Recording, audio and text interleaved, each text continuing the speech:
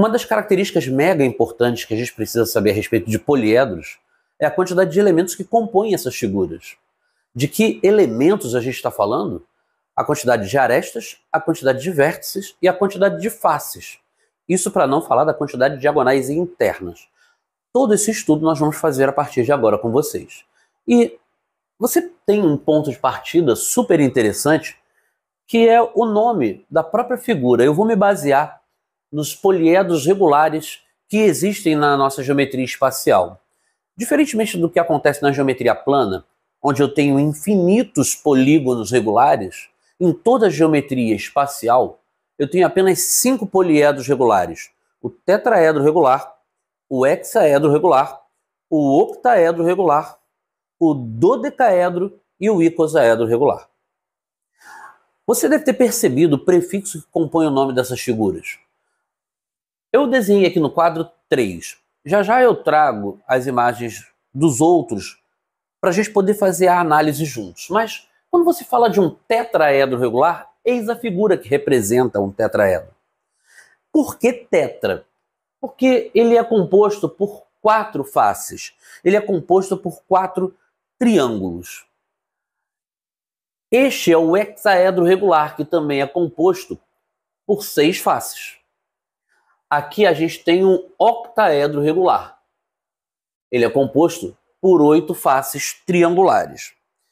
O cubo já foi uma figurinha muito bem trabalhada com a gente, então não é difícil perceber que ele é formado por 6 quadradinhos. Mas, conforme as figuras vão ficando mais complexas, olhar para a figura e dizer de pronto, de imediato, quantos polígonos compõem aquela figura, eu entendo que vai ficando cada vez mais difícil. Por isso, eu convido você a olhar para um tetraedro regular e a possibilidade de expressar a planificação dele. Através dessa planificação, ou seja, através desse propósito de colocar todas as suas faces apoiadas sobre o mesmo plano, você consegue perceber que ele é formado por esses 4 triângulos de que falamos. Tira esse cara da tela e bota, por favor, o cubo, o hexaedro regular. Você vai conseguir perceber que ele é composto por 6 quadradinhos e quando você, mais uma vez, tenta desfolhar essa figura, tenta fazer com que todas as suas faces sejam apoiadas em um mesmo plano, você consegue perceber os 6 quadrados apoiados nesse mesmo plano que compõem essa figurinha. Beleza. Quando você olha para o octaedro regular, mais uma vez eu trago a figura à nossa presença para poder observar que quando ele começa o seu desfolhar, quando você tenta pegar todas as figuras, todos os polígonos que compõem o octaedro regular e tenta apoiá-los sobre o mesmo plano, você vai ver que você vai ter 8 triângulozinhos lado a lado justapostos. Tudo ok? Tudo bem? Bom, deixe estar essas figuras quietinhas, porque eu quero agora dizer a quantidade de arestas e o que eu reconheço como aresta é aquilo que um dia foi lado do polígono na geometria plana. A quantidade de vértices, bom, o que a gente chama de vértice na geometria espacial coincide ainda com o que a gente chamava de vértice na geometria plana, ok? Então, para essas figuras que agora estão exibidas, eu vou fazer essa contagem em breve com você. E eu posso.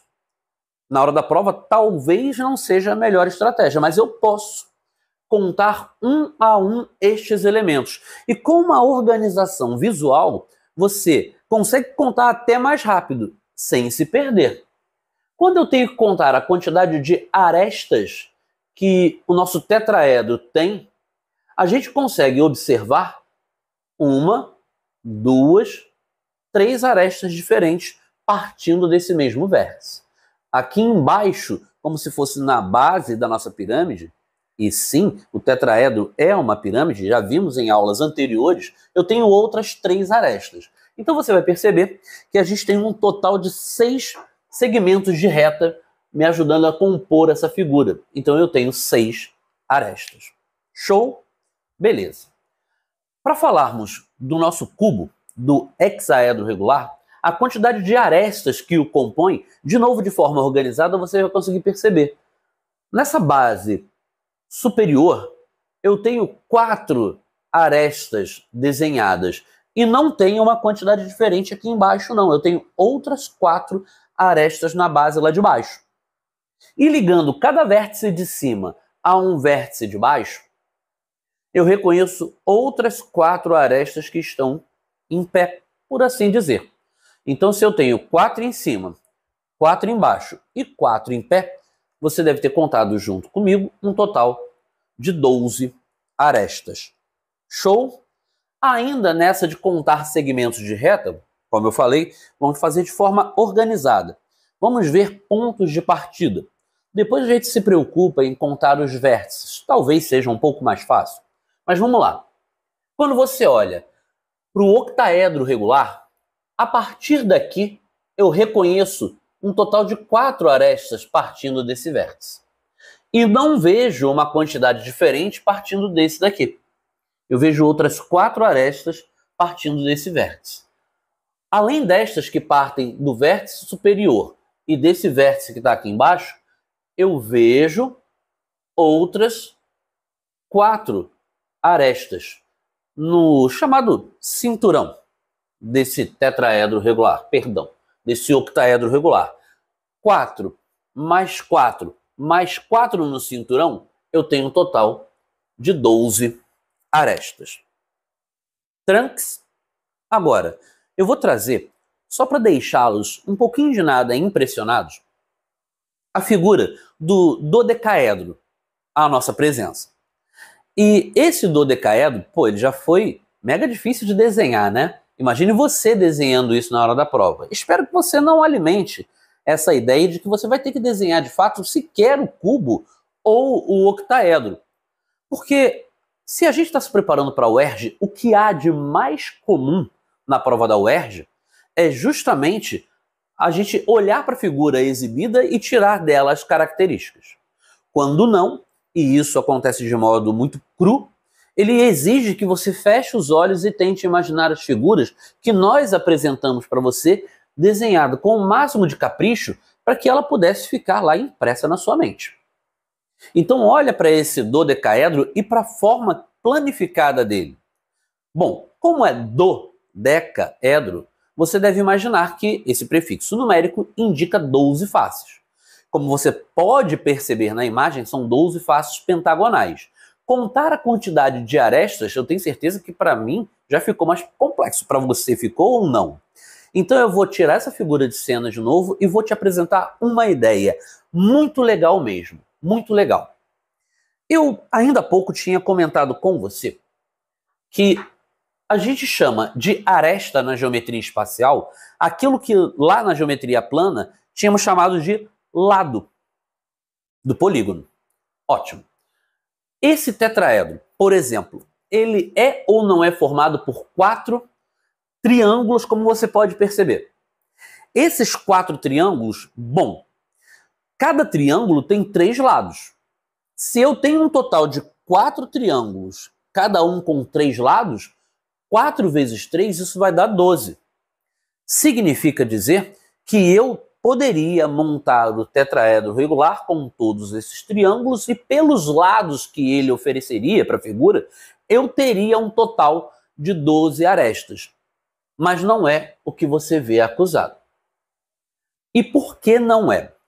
Isso é muito fácil e é muito legal também. Quando você pega um triângulo e junta com outro, para poder começar o desfolhamento, para poder começar a construir a figura, você faz com que um dos lados desse triângulo ele se justaponha ao lado do outro triângulo, para eles ficarem coladinhos. Isso significa dizer que cada 2 lados dos triângulos originais acabam gerando uma aresta só. É por isso que, agora, vem o grande truque da matemática. Quando você me diz que essa figura é formada por 4 triângulos, eu quero falar isso de novo para você. Eu tenho uma figura formada por 4 triângulos. 4 vezes 3 vai dar 12. Dividido por 2, isso é ou não é igual a 6? E eu não estou dividindo por 2 para dar um jeitinho brasileiro nas minhas contas. Negativo. Isso aqui é de modo muito consciente. Eu sei que, por exemplo, esse triângulo, ele ficou colado a esse triângulo aqui de baixo através dessa aresta. Este segmento de reta, ele é um lado comum tanto a este triângulo quanto a este triângulo aqui de baixo. Por isso mesmo, este segmento, por causa dessa conta, acabaria sendo contado duas vezes. Uma por essa face, outra pela face de baixo. Quer experimentar de novo? Observe. Este segmento de reta é uma outra aresta. É uma aresta comum tanto a essa face quanto a essa face à sua esquerda. O que significa dizer que ela, com uma aresta comum, seria contada duas vezes, uma por uma face, outra pela outra face adjacente. E é justamente porque eu reconheço que estou contando todas elas duas vezes, uma por uma face, outra por outra face, é que eu divido por 2. Vamos fazer de novo, porque esse truque, na verdade, não é um truque. É um procedimento matemático muito lógico, mas agora você está enxergando com muita propriedade. Entenda, você está falando de um hexaedro. É um camarada formado por 6 quadrados, como você pode ver na figura. Show? Se você está formando um hexaedro através de 6 quadrados, cada quadrado ele tem 4 lados. É óbvio isso. Mas se eu tenho 6 quadrados, eu teria um cubo, um hexaedro formado por 6 quadrados. 6 vezes 4 dá 24. Dividido por 2 é igual a 12. E repito, o dividir por 2 não é para poder fazer com que fique igual a 12. O 12 é, na verdade, a consequência de um ato muito consciente de dividir por 2, por exemplo, a quantidade de arestas que formam essa figura, porque este cara, essa aresta, ela está sendo contada 2 vezes. Uma por essa face frontal a você, outra por essa face lateral. Esta aresta estaria sendo contada também 2 vezes. Uma por pertencer a essa face, outra por pertencer à face de baixo. E isso não vai acontecer apenas com esses poliedros, nem mesmo apenas com os poliedros regulares. Eu estou tomando o estudo dos poliedros regulares para poder ampliar a minha visão, porque isso que está acontecendo com a contagem de elementos de qualquer figura poliédrica, esse processo, esse procedimento acontece com qualquer poliedro. Bem, de novo. Quando você olha para o octaedro, é notório que ele é formado por 8 triângulos. Mais uma vez, eu quero falar isso para você transformando português numa linguagem matemática. Uma figura formada por 8 triângulos, muito bem, 8 vezes 3 dá 24. Dividido por 2, isso fica de fato igual a 12. E mais uma vez, a gente reconhece que tem que dividir por 2, porque 8 vezes 3 seria a quantidade de segmentos de reta, de lados, que todos os triângulos ofereceriam para formar essa figura. Só que na hora que você vai formar a figura de fato, você vai juntando um triângulo com outro, você cola esses triângulos a partir de uma aresta em comum. Pega um ladinho, junta com outro ladinho, 2 segmentos de reta se aglutinaram para formar um só. Por isso que eu corrijo esse processo de contagem. Se todo mundo está sendo contado 2 vezes, essa, por exemplo, é uma aresta que estaria sendo contada por essa face e essa aqui de baixo. Entendeu a jogada? Bom, eu quero conversar com você agora de uma maneira mais abrangente, mais panorâmica. Me diz o que acontece, de novo, com aquele nosso dodecaedro, se ele é um camarada formado por 12 faces, e são 12 faces pentagonais. O grande segredo é que aqui, para esses sólidos mais elementares, eu consigo visualizar. Eles vão exigir isso da gente em provas de concursos 1000 por aí afora. Eu preciso saber contar esses elementos sem que necessariamente eu esteja olhando para a figura, partindo apenas deste procedimento, que agora eu formalizo para você. Você está vendo que a gente chama de f a quantidade de diagonais, de faces de um poliedro. Eu vou chamar de f3 a quantidade de faces triangulares. Eu vou pegar essa quantidade de faces triangulares e vou multiplicar por 3, porque afinal cada triângulo tem 3 lados. Se eu tiver duas faces triangulares, eu tenho um total de 6 lados. Se eu tiver 3 faces triangulares, eu tenho um total de 9 lados. Se eu tiver um total de 4 faces triangulares, eu tenho um total de 12 lados. Mas eu vou chamar de F4 a quantidade de faces quadrangulares. Essa quantidade de faces quadrangulares eu multiplico por 4. Porque, afinal, se eu tenho o F4 igual a 4, eu vou ter 4 vezes 4, 16 lados que os quadrados ofereceriam. Se o F4 é igual a 6, eu vou pegar e fazer 6 vezes 4 igual a 24 lados que esses quadrados ofereceriam. E assim nós poderíamos fazer com as faces pentagonais, poderíamos fazer com as faces hexagonais e assim por diante. Beleza, mas por que você está somando isso tudo, Paulo? Essa é uma pergunta simples de responder também. Quando caracterizamos um poliedro como poliedro regular, a premissa, ou uma das tantas premissas, uma das tantas características, é que ele precisa ser formado, cada poliedro regular, ele precisa ser formado apenas por polígonos de mesmo gênero. Haja vista, eu tenho apenas triângulos formando o tetraedro regular. Eu tenho apenas quadrados formando o hexaedro regular. Eu tenho apenas triângulos formando o octaedro regular. Eu tenho apenas pentágonos formando o dodecaedro regular.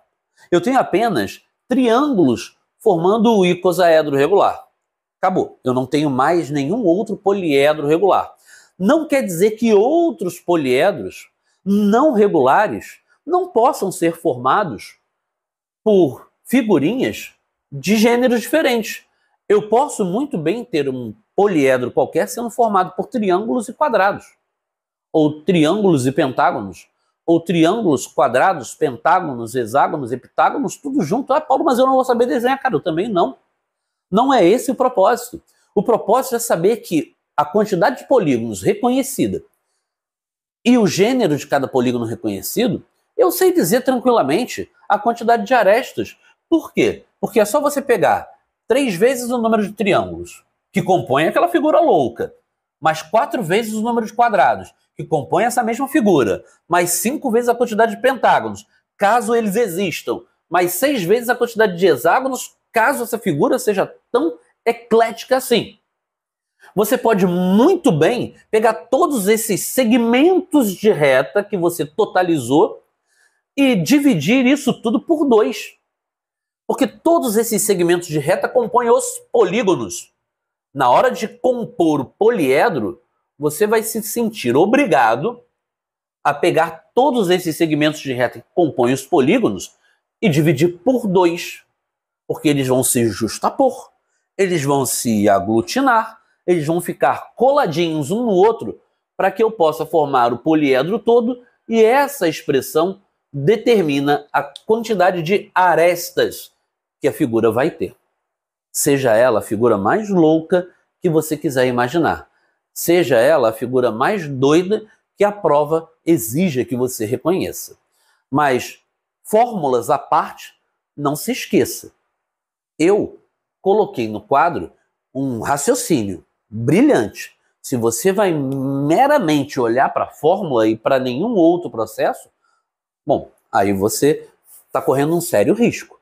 Eu sugiro que você guarde este raciocínio. Tudo bem? Tranquilidade? Bom, vamos fazer o seguinte.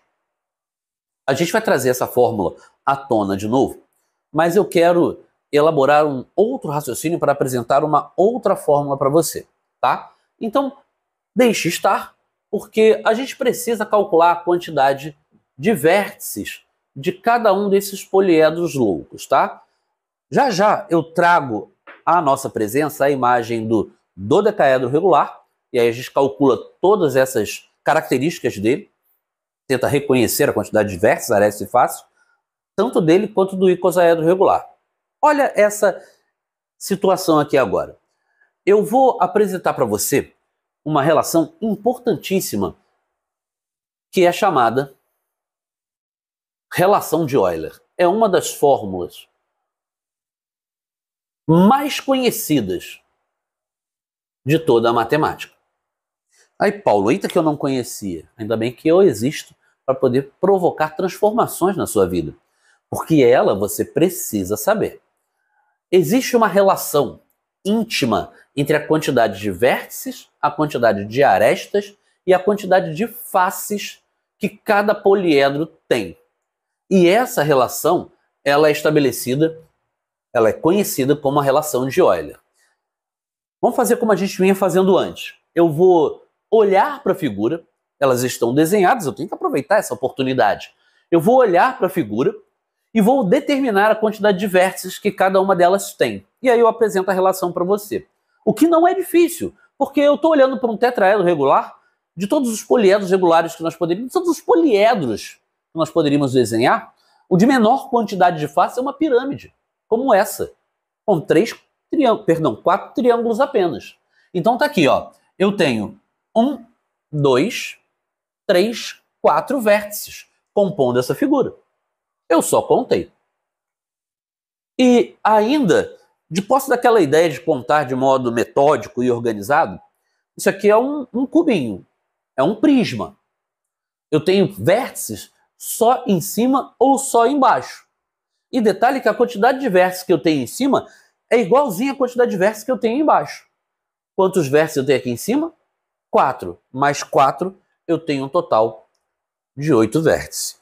Eu tenho certeza que você está tentando cada vez mais, ou por você mesmo, ou pelo conselho que eu te dou, olhar de modo mais cauteloso para cada uma das figuras exibidas.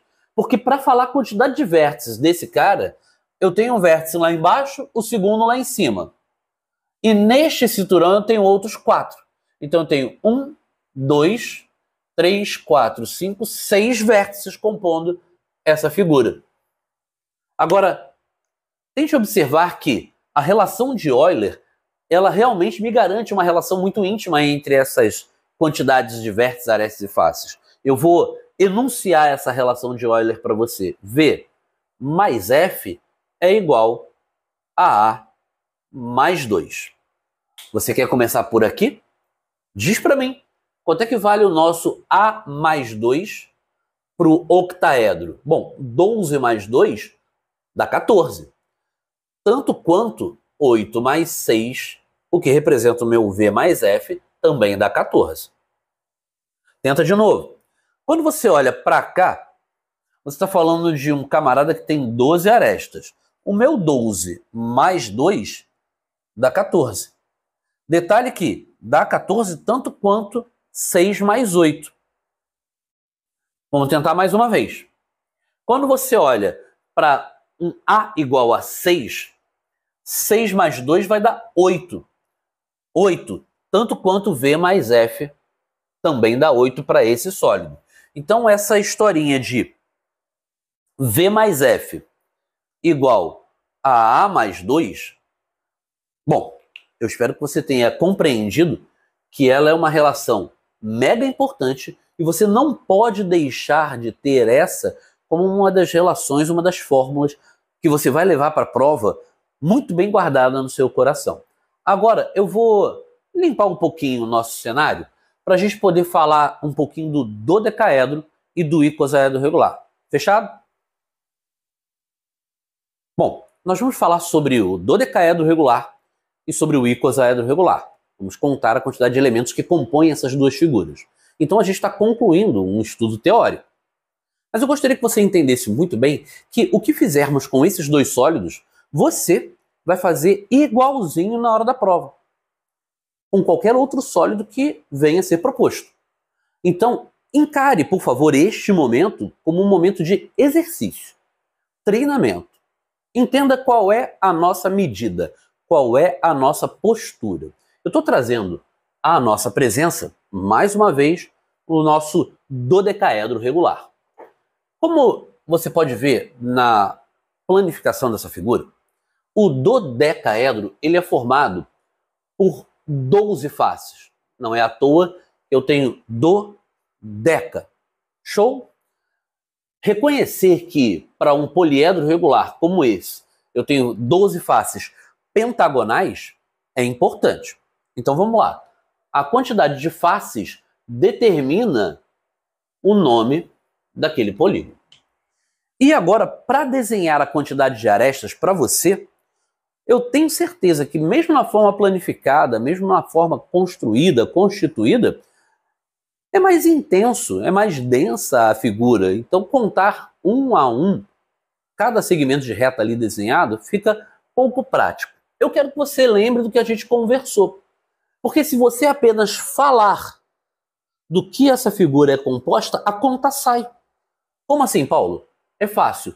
Ele é ou não é formado por 12 pentágonos? Pronto.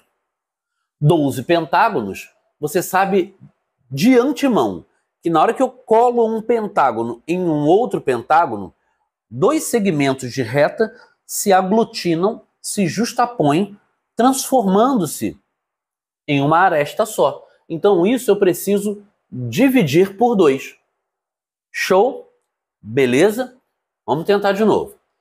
Se você sabe que 12 vezes 5 vai dar 60 dividido por 2, isso vai dar 30, então eu já reconheço dos principais elementos que compõem a figura a quantidade de arestas e a quantidade de faces. E aí eu te convido a lembrar da relação de Euler que tínhamos falado ainda há pouco, onde o V mais F é igual a A mais 2. O meu A mais 2 aqui dá 32. O que é que somado com 12 dá 32? Se você falou 20, você acertou. Se você quiser dar um stop na figura e contar muito sagazmente quantos vértices eu tenho, você vai conseguir identificar esses 20 vértices aí desenhados. Fechado? Beleza? Então vamos nessa. Vamos pensar de novo agora no icosaedro. Você está olhando para a nossa figurinha agora, transformada. O icosaedro, bom, o prefixo ele pode parecer não tão sugestivo numericamente falando, como os outros que vínhamos usando. Mas se você lembrar que é igual a 20, isso é um pontapé importante. E ele é formado por 20 triângulos, como você pode perceber na figura. Eu posso tomar esse icosaedro e planificar esse cara. Eu posso tentar apoiar todos os triângulos sobre uma mesma superfície. Beleza, aí você reconhece os 20 triângulos. Mas contar a quantidade de arestas, você não precisava da tal planificação.